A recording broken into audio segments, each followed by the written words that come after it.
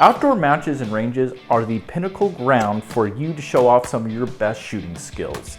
In this video, I go over the attire I wear when I shoot an outdoor match.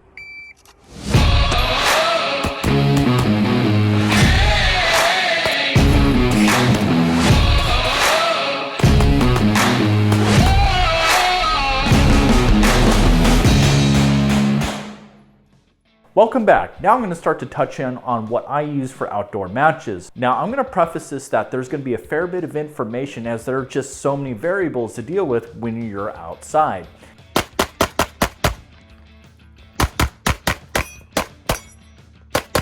Now before we dive into the details, just give me a quick like and a subscribe, as I appreciate it and the algorithms appreciate it if this content is something viable for YouTube.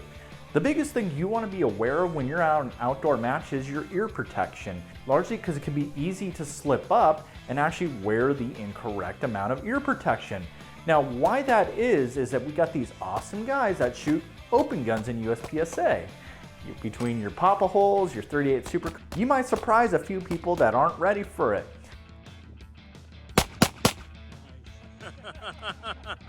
A lot of times what people end up doing is wearing the plugs when they're outside, largely because they're less obtrusive. Now back in the day, I used to wear some axles, and those were great up until I came across some really loud guns. But I do have a better solution for you, and that's using earmuffs, which is either Walkers or the Pelletors that I prefer to use. Now I like using Pelletors because they do really cancel out the sound really well, and everything in terms of talking, the things that you need to hear are very clear and crisp. Are you ready?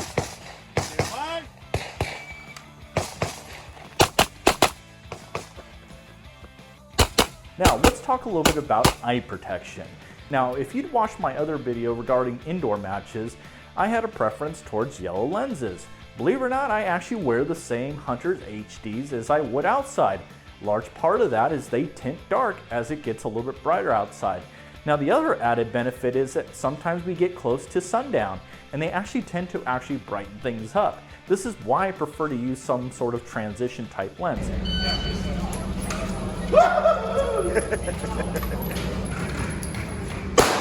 Now what's interesting is that there are so many different conditions that can happen at an outdoor range.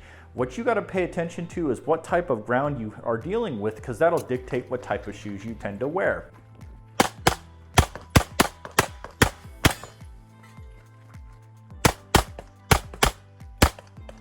Now, there are a variety of different options, but I'm just going to go with the main two that I tend to use. What accomplishes my goal 90% of the time is I tend to stick with the pair of Salomons. These are essentially trail running shoes that provide a lot of flexibility but don't have the obtrusiveness and or the stiffness that you would get with the cleat. So there's plenty of flexibility, especially when you tend to use fault lines as a point of actually using yourself to set up for a position.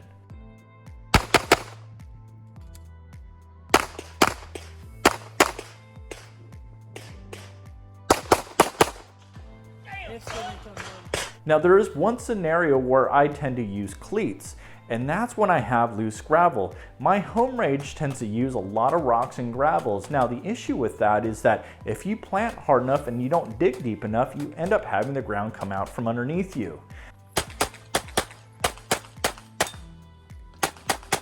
Now I live in the Dallas-Fort Worth area where we have extreme summers and miserable winters. Not as tough as the guys up north in Minnesota, but definitely enough to warrant that I need to be prepared.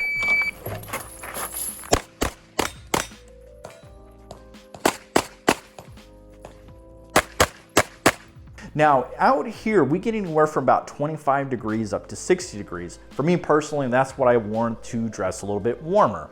In those conditions, I am worried about making sure I'm as covered as much as possible, largely to make sure that I'm warm, so I have my dexterity and everything else I need to do to shoot a match. Now, with that said, I make sure I have a nice warm hat that I use my trusty Pelletors to make sure that my ears stay warm. Now, as far as everything else, you definitely want to make sure you have multiple layers. For me, I know I end up wearing a long john as a base, and then I have a sweater I'll put over it, and I'll topple it off with a jacket that's both water and wind resistant. Now, with that combination, if it gets a little too hot and it starts to warm off, it's easy for me to peel off layers. As far as what I wear for pants at this point. Ideally, I end up wearing an old set of jeans, and that works for me. Now there's times where it ends up raining, and what I would say there is have a similar material to what you end up wearing as far as a jacket, something that's water and wind resistant. I recall we actually had this match earlier this year where it was 35 degrees with rain. And the key thing I got out of that is making sure I kept my hands warm and dry. And how I would do that is in between stages, I would actually wear gloves and I would actually have heat packs inside my pockets to keep my hands warm. I can't stress enough when it's rain that you have an extra set of everything just in case you get soaked, because you do not want that to have happen. Now that's the rainy season, because in the DFW it goes winter, then it rains, then it's summer. Now summer out here is brutal in the sense that it's both intense from a temperature standpoint, topple that off with a little bit of humidity. The net result is you end up becoming really hot really fast.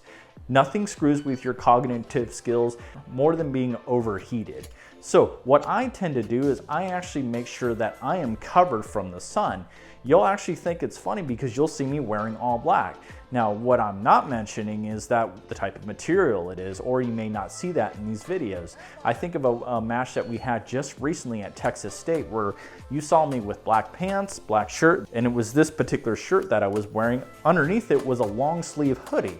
Now those are all cool-based materials and they're nothing expensive. The pants are actually golf pants that you can find on Amazon, as well as that the long sleeve is just a cool portion of that. I tend to put the hood up sometimes when I'm in between stages, or sometimes I just flat out leave it on, because at the end of the day, I want to make sure that I'm as protected from the sun as much as possible. Now anything that's left exposed, in my case my hands or my face, I end up throwing some pretty strong sunscreen on there to make sure my next day isn't spent in misery with sunburns.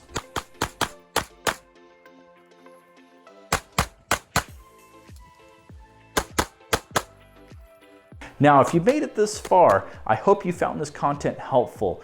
Now again, hit that like and subscribe button, because next video I have that complements all this is the actual equipment I bring to the range, which includes my rig and all the things that I take with me to ensure that I have a successful match. So with all that said, keep shooting and we'll see you soon.